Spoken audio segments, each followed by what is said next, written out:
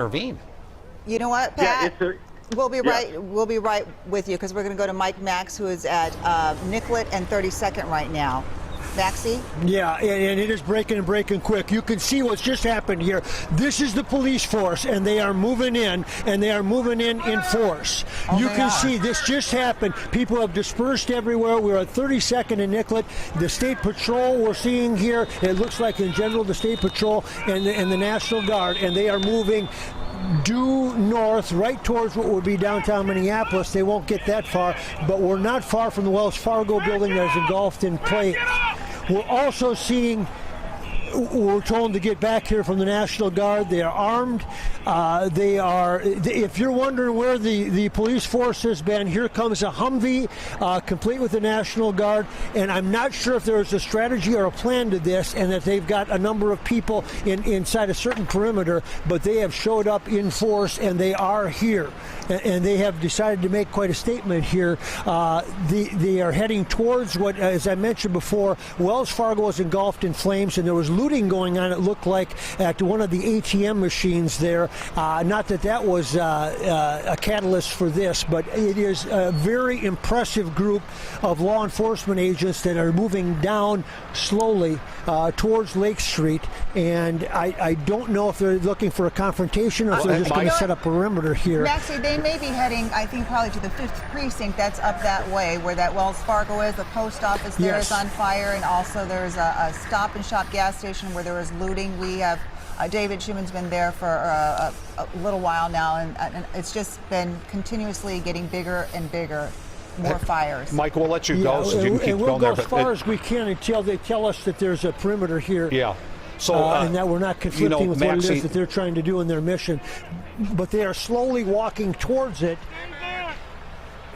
And yeah, they've given us to stay back from here, but you can see what we're seeing here. It's quite a visual. Yeah, give us an idea of numbers, because ironically, I was just asking Pat Kessler at what point do the police intervene, and then we literally cut to you, because just so you know, Mike, the Wells Fargo's on fire, the post office is on fire, the Stop and Shop has been looted, and the hibachi buffet's on fire. How many estimate?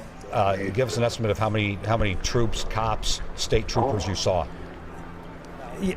Now remember, we're just from one angle, so I don't know if they've enclosed this from all different angles. You can see fireworks going off there as well, but there were no less than 60 or 70, and they were identified as State Patrol or National Guard, and then the Humvee came in behind them as protection, and they were fairly fortified in terms of armory that they had with them. I don't know if they're stun guns or if what kind of weaponry it is, but they did go into a lot, and now you can see the fireworks going off. I have no idea if that has anything to do with the strategy, or if that's just someone that has fireworks and has thrown them into the middle of a fire over there, because we're only about a block away from Wells Fargo. Okay, Maxie, we're going to stay with you. We want to talk to you. I don't know if David can hear me, because I know that Lewis is over there, and I wonder if there's a way that he could get a shot from that angle. But yeah, well, obviously we want to see what happens when the state troopers get near the fire. Did you see any fire trucks going in with them, Maxie?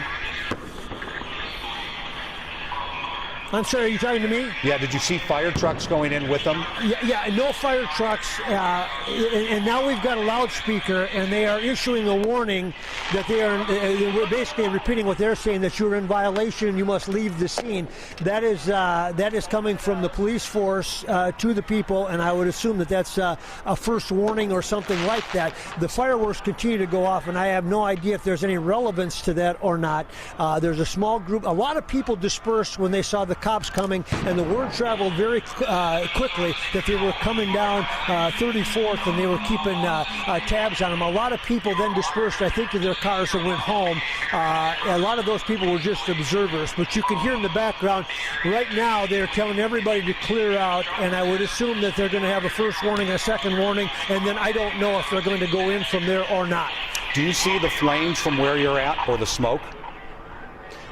We see the smoke. If you can put it over there by Twin City Tattoo, Will, I don't know if you can see that in the light, but that smoke is coming out. Now, some of that smoke is from what it smells like, smoke bombs or something akin to that the military or the police force may be using right here. But you can see the smoke. I think it picks up on the camera, and it's just slowly drifting across in front of the tree there by the Twin City Tattoo. So the smoke is fairly heavy, easier to see if you're out here on the scene than it is maybe back there sitting watching on TV.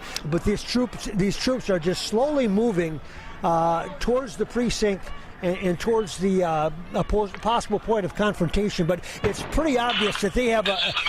Here it is. I'll see what violation of unlawful assembly.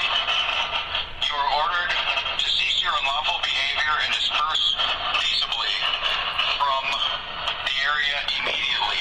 If you continue to obstruct, resist, and/or interfere with peace officers, you will be violating Minnesota State statute, and you will be arrested.